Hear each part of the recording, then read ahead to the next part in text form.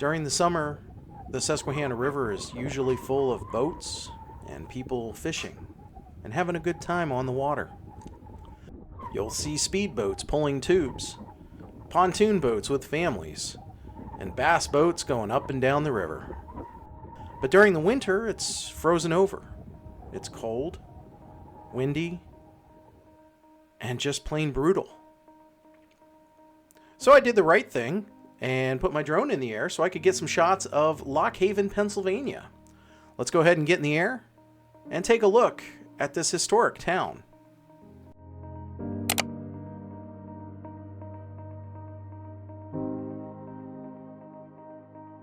Lock Haven's founder, Jeremiah Church, and his brother Willard chose the town site in 1833 partly because of the river, the creek, and the canal.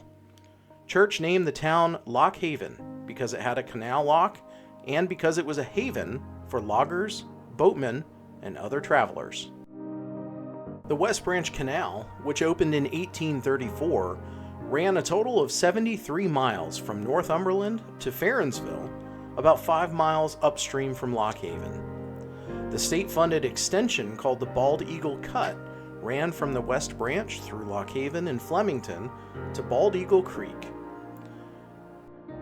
Over the next quarter century, canal boats 12 feet wide and 80 feet long carried passengers and mail, as well as cargo such as coal, ash for lye and soap, firewood, food, furniture, dry goods, and clothing. A rapid increase in Lock Haven's population to 830 by 1850 followed the opening of the canal. Lock Haven prospered in the 19th century largely because of timber and transportation. The forests of Clinton County and counties upriver held a huge supply of white pine and hemlock, as well as oak, ash, maple, cherry, poplar, beech, and magnolia. The wood was used locally for such things as frame houses, shingles, canal boats, wooden bridges, and whole logs were floated to the Chesapeake Bay and on to Baltimore to make spars for ships. Log driving and log rafting, competing forms of transporting logs to sawmills, began along the West Branch around 1800.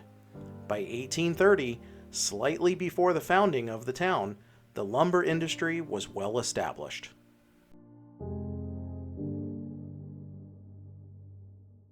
Now, allow me to correct myself. I've said town a couple of times referring to Lock Haven, and there's going to be a couple of people in the comments and you're going to yell at me, and for rightful reasons. Lock Haven was incorporated as a city in 1870, so the city of Lock Haven.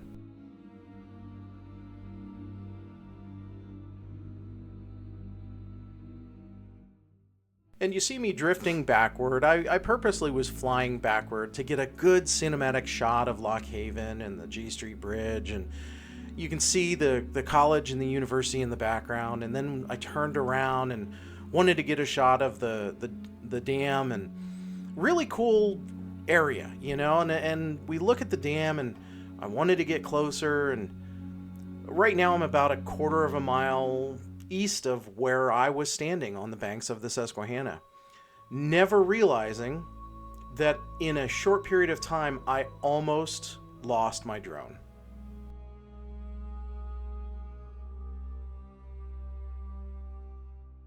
This flight downriver was actually really easy, and thanks to 15-mile-an-hour winds that were racing down the river, and because of the ice on top of the river, it was just creating a perfect situation where at the surface the wind was blowing strong.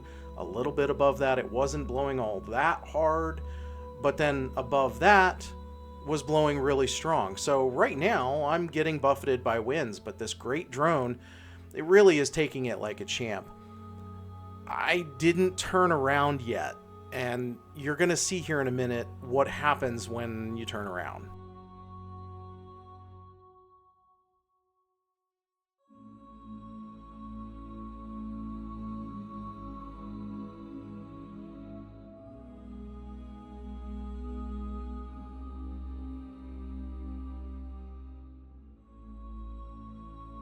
So I made my turn, got twisted around a little bit because of the wind, and I took that out. I figured you didn't really need to see it. It kind of jarred you back and forth.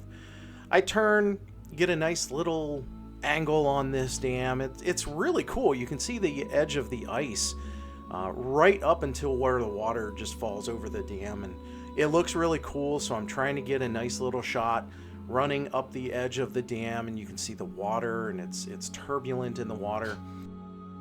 Some of the ice is just sitting perfectly on the edge, and I kept waiting for little pieces and chunks to fall off, and I never really saw it fall off.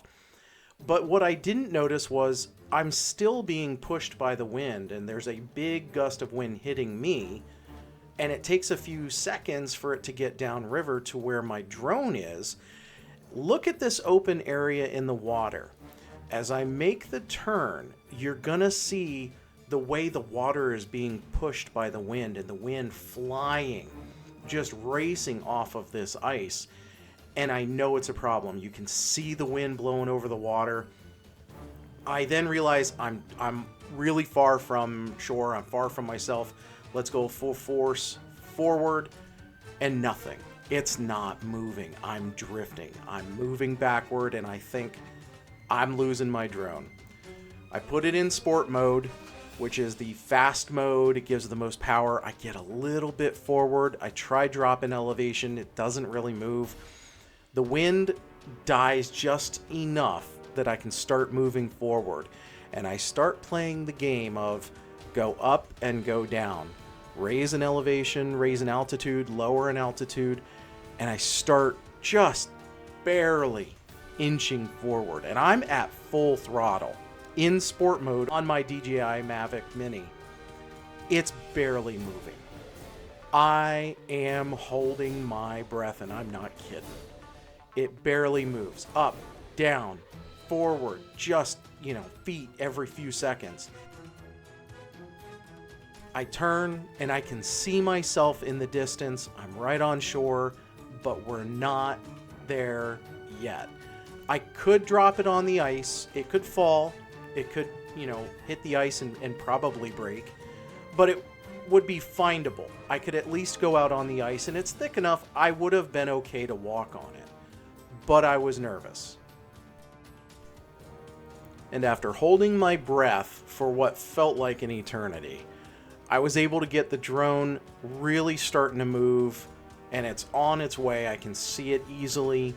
It's only a few feet above the ice, and there's still snow blowing, there's still wind buffeting, but it's really close, and I'm starting to take my breath. I'm starting to feel better and not as nervous that I almost lost my drone. But I got it back with about 14% battery, and I took a deep breath, and then I put a new battery in and went back up. But this time we're going to take a look at Lock Haven University. The Central State Normal School, established to train teachers in central Pennsylvania, held its first class in 1877 at the site overlooking the west branch of the Susquehanna River. The small school, with enrollments below 150 students up until the 1940s, would eventually turn into Lock Haven University. The state of Pennsylvania acquired Central State Normal School in 1915 and renamed it Lock Haven State Teachers College in 1927. Between 1942 and 1970, the student population grew from 146 to more than 2,300 students. The number of teaching facility rose from 25 to 170. And the college carried out a large building program. The school's name was changed to Lock Haven State College in 1960, and its emphasis shifted to include the humanities, fine arts, mathematics, and the social sciences, as well as teacher education. It became Lock Haven University of Pennsylvania in 1983. So what buildings do you see? Were you a student, or did you teach at Lock Haven? Tell me which buildings you see, what their names are, and what some of the best memories you have of Lock Haven University.